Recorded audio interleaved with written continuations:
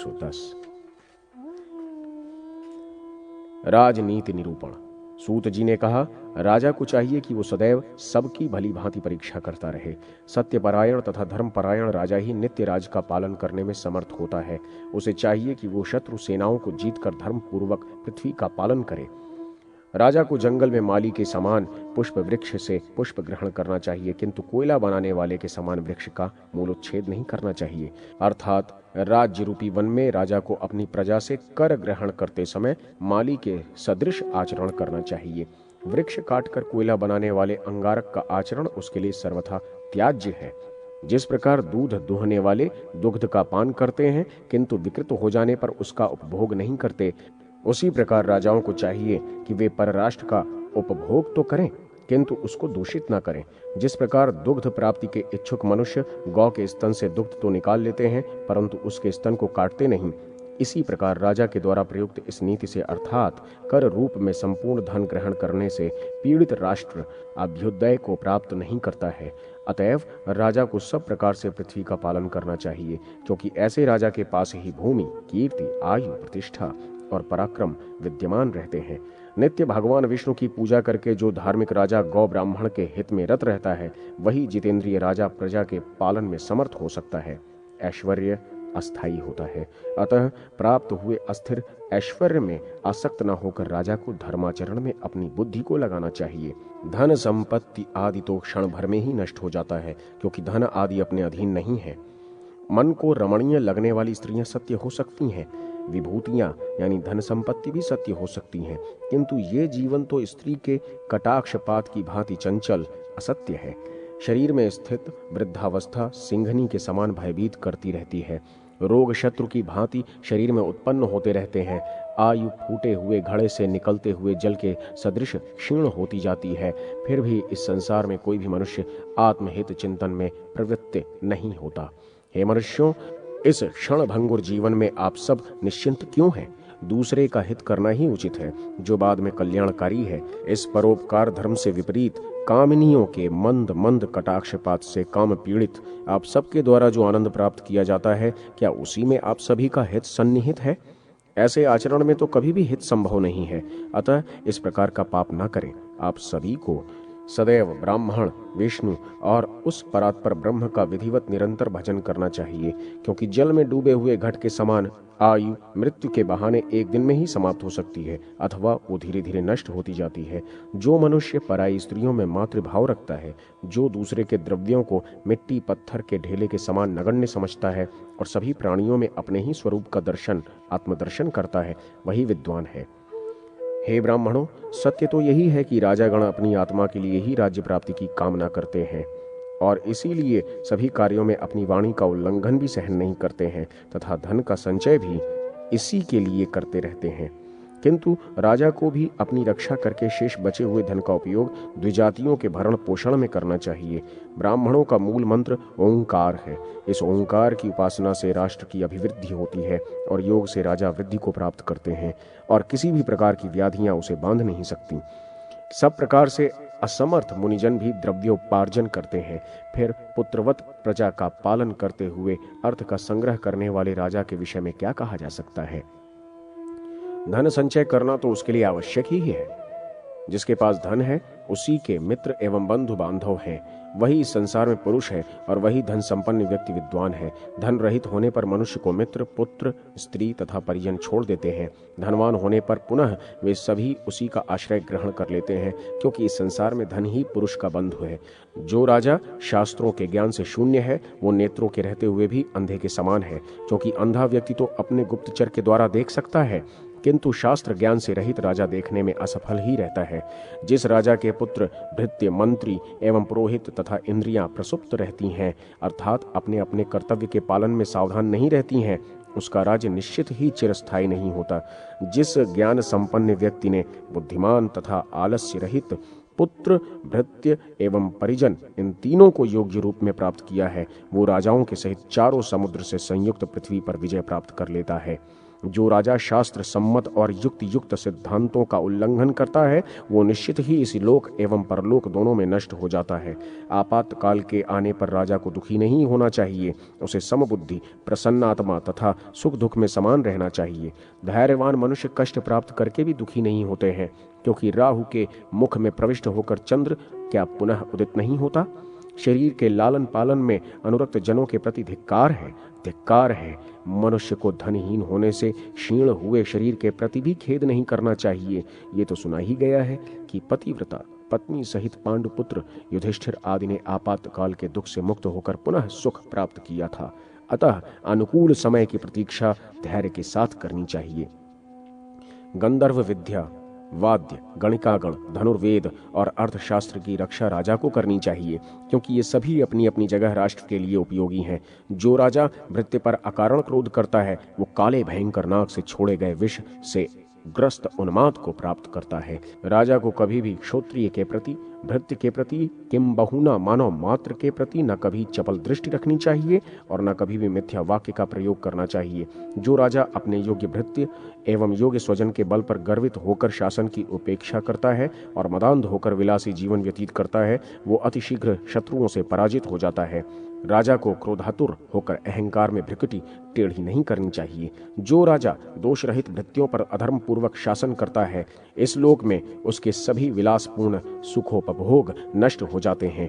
राजा को विलासी वस्तुओं का परित्याग कर देना चाहिए, परंतु धार्मिक राजा के सुख में प्रवृत्त होने पर भी उसके शत्रु युद्ध में पराजित हो जाते हैं।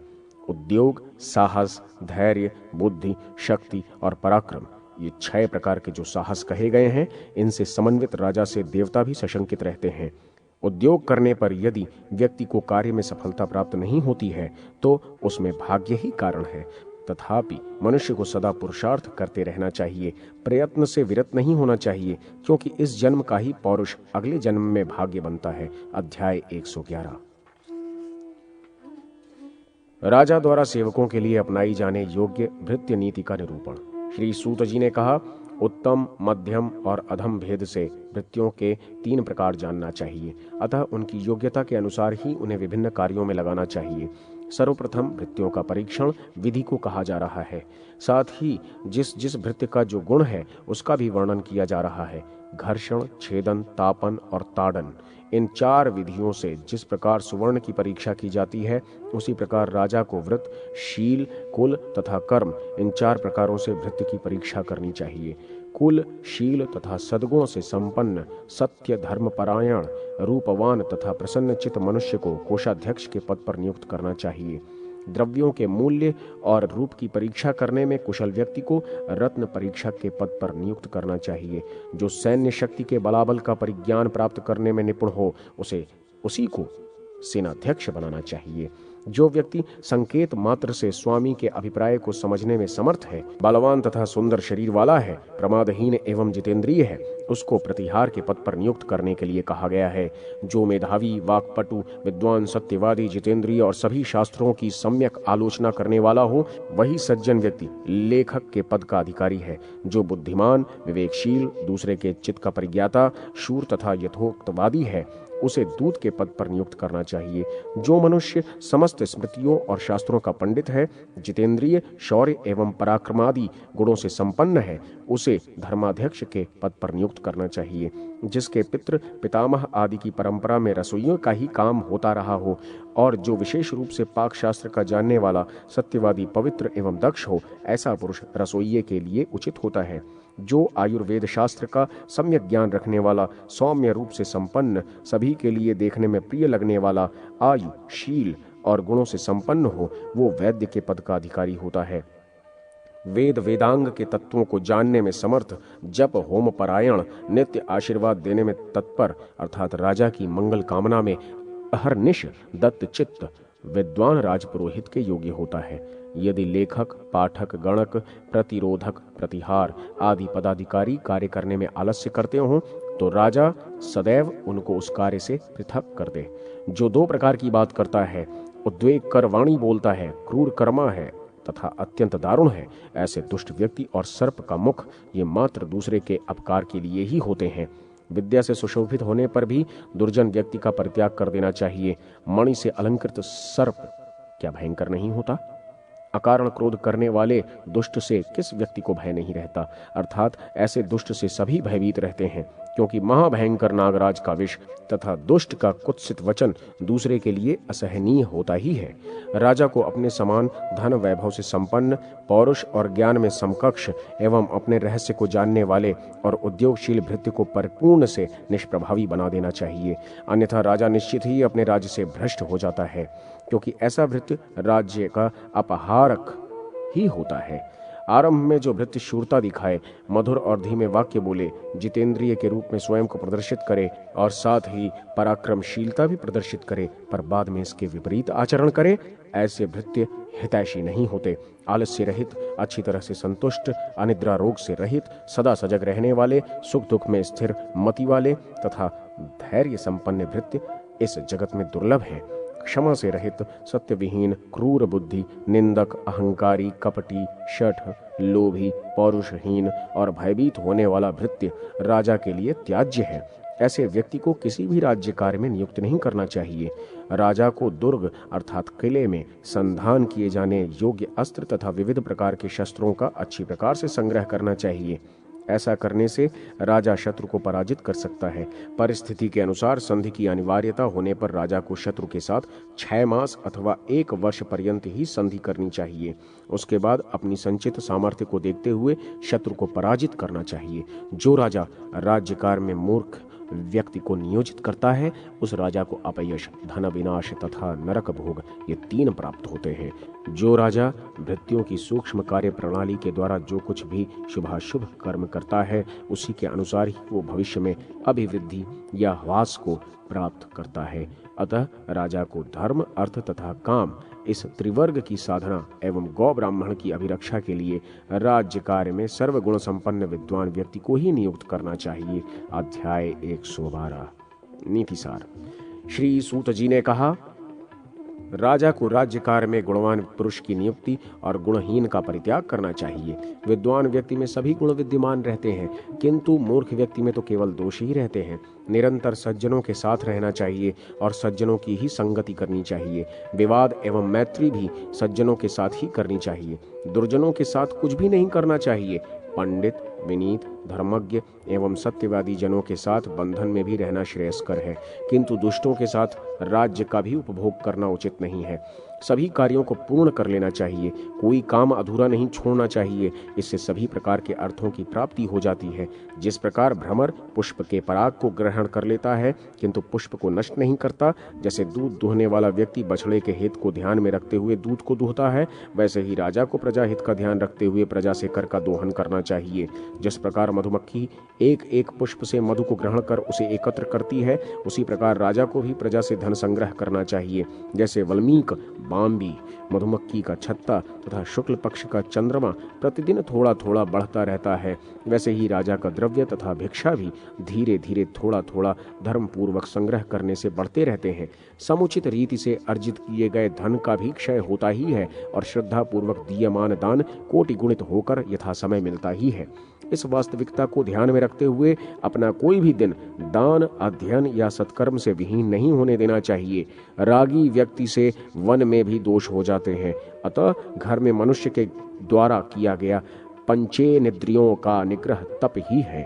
जो व्यक्ति जितेंद्रिय होकर अनिंदित कर्मों से प्रवृत्त हो सन्मार्ग की ओर बढ़ता जाता है, उस विषय वासनाओं से दूर निवृत्त मार्ग वाले के लिए उसका घर ही तपोवन है। सत्य के पालक से धर्म की रक्षा होती है, सदा अभ्यास करने से विद्या की रक्षा होती है, मार्जन के द्वारा पात्र की रक्षा होती है और शीर से कुल की रक्षा होती है। विंध्याटवी में निवास करना मनुष्य के लिए अच्छा है, बिना भोजन किए ही मर जाना श्रेयस्कर है। सर्प से पर्याप्त भूमि पर सोना तथा कुएं में गिरकर मृत्यु को प्राप्त करना उचित है।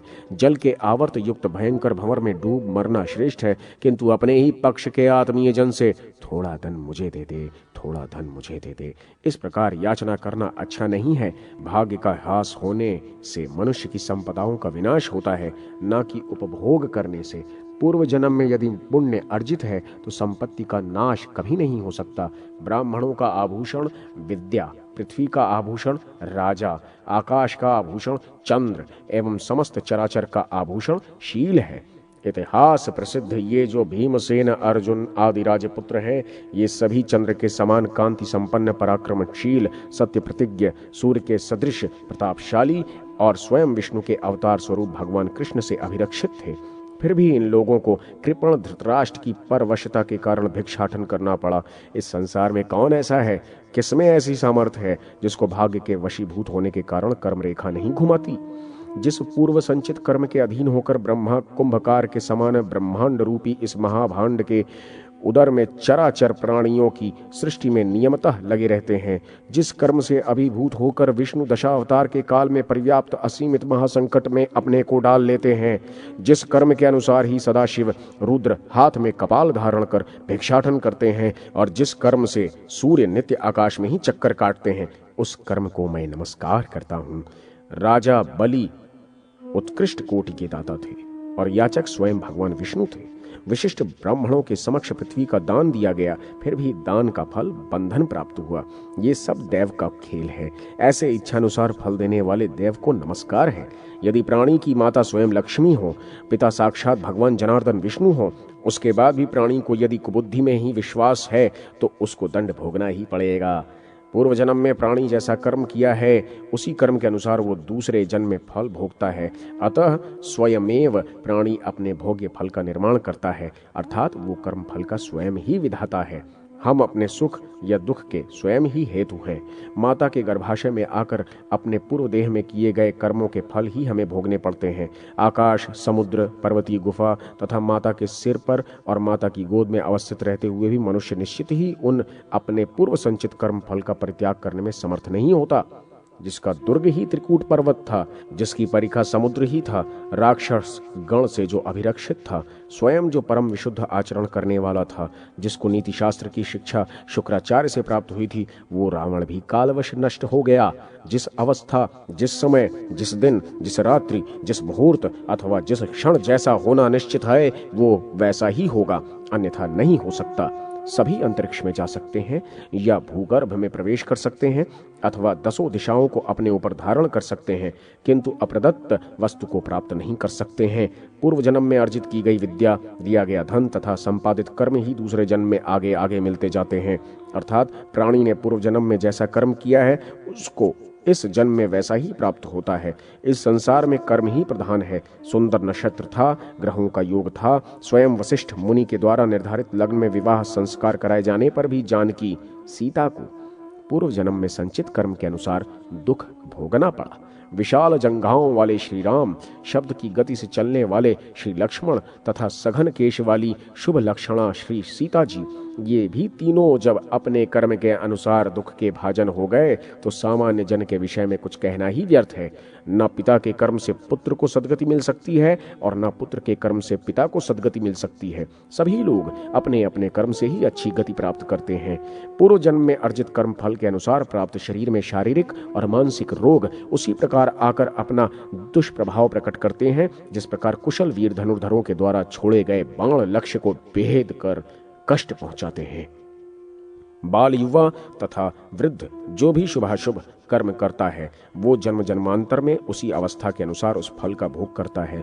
उस पूर्वार्जित फल को ना देखने वाला एवं विदेश में रहता हुआ भी मनुष्य अपने कर्म रूपी जहाज के संयमित पवन वेग के द्वारा उस फल तक पहुंचा दिया जाता है। मनुष्य अपने प्रारब्ध का फल प्राप्त करता है। देवता भी उस फल भोग को रोकने में समर्थ नहीं है। इसीलिए मैं कर्म फल के विषय में चिंता नहीं करता हूं और न मुझे आश्चर्य ही है, क्योंकि जो मेरा है उसे दूसरा कोई नहीं ले सकता। जैसे सांप, हाथी और चूहा ये शीघ्रतावश क्रमशः कुआं, अपने वास स्थान तथा बिल तक ही भाग सकते हैं, इससे आगे कहां तक जा सकते हैं। इसी तरह अपने कर्म अथवा भाग्य से कौन भाग सकता है? सब तो उसी के अधीन है। सद्विद्या देने से उसी प्रकार बढ़ती रहती है, कम नहीं होती है। जिस प्रकार कुएं से जल ग्रहण कर लेने पर भी कुएं का जल बढ़ता ही रहता है, घटता नहीं। जो धन धर्मानुसार अर्जित किया जाता है वही वास्तविक धन है। अधर्म से प्राप्त किया हुआ धन तो मनुष्य के ऐश्वर्य का नाशक होता है। इस संसार में धर्मार्थी ही महान होता है। धन की अपेक्षा करने वाले मनुष्य को निश्चित ही श्रेष्ठ जनों के दृष्टांतों को स्मरण करके धनोपार्जन में तत्पर होना चाहिए। अन्नार्थी कृपण व्यक्ति जिन दुखों को भोगता है, यदि धर्मार्थी होकर वो उन दुखों का चिंतन करे तो पुनः उसको दुख का पात्र होना ही न पड़े। सभी प्रकार की शुचिता में अन्न की शुचिता ही प्रधान है। जो मनुष्य अन्न और अर्थ से अपवित्र है वही शुचि है। केवल मिट्टी और जल से शुचिता नहीं आती। सत्य पालन में शुचिता, मन शुद्धि, इंद्रिय निग्रह, सभी प्राणियों में दया और जल से प्रक्षालन, ये 5 प्रकार के शौच माने गए हैं।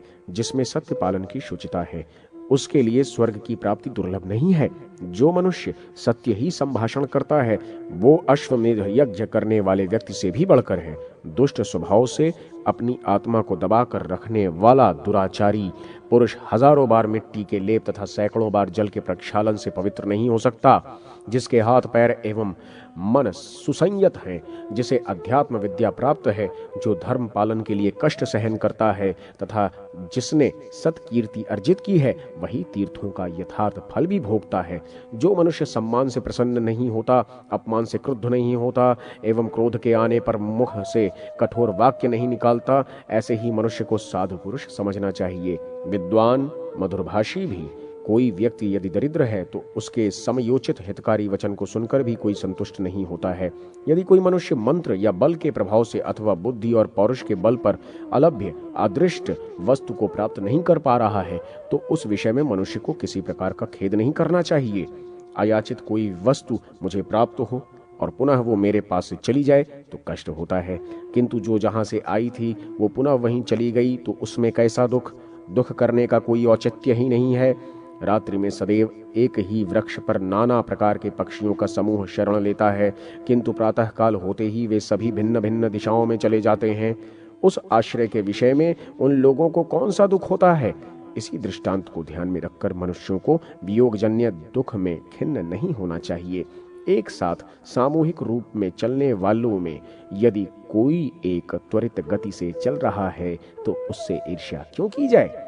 हे शौनक, सभी प्राणियों या पदार्थों की उत्पत्ति के पूर्व में स्थिति नहीं थी और निधन के अंत में भी उनकी स्थिति नहीं रहेगी। सभी पदार्थ मध्य में ही विद्यमान रहते हैं, इसमें दुख करने की क्या बात है। समय प्राप्त न होने से पहले प्राणी सैकड़ों बाण लगने पर भी नहीं मरता और समय के आ जाने पर कुश की नोक लग जाने से भी वो जीवित नहीं रहता। प्राप्त होने योग्य वस्तु ही प्राप्त होती है, गंतव्य स्थान पर ही व्यक्ति जाता है। अतः प्राणी को जो दुख सुख प्राप्त होने योग्य है वही उसको प्राप्त होता है। मनुष्य प्राप्त होने योग्य अमुक अमुक वस्तु को ही प्राप्त करता है तो वो अभिलषित वस्तु के लिए नाना प्रकार से प्रयास करके क्या प्राप्त कर लेगा। उसका तो अपने को अभावग्रस्त समझकर प्रलाप करना व्यर्थ ही है। जिस प्रकार प्रार्थना आदि के बिना ही यथा समय वृक्ष के द्वारा प्राणी को अपने समय पर ही फल फूल की प्राप्ति हो जाती है, उसी प्रकार पूर्व जन्म कृत कर्म भी अपने समय के अनुसार यथोचित फल देता है। व्यक्ति में अवस्थित शील, कुल, विद्या, ज्ञान, गुण तथा कुल शुद्धि उसको कुछ देने में समर्थ नहीं है। पूर्व जन्म कृत तप से प्राप्त हुआ उसका भाग्य ही समय के अनुसार वृक्ष की भांति उसे फल देता है।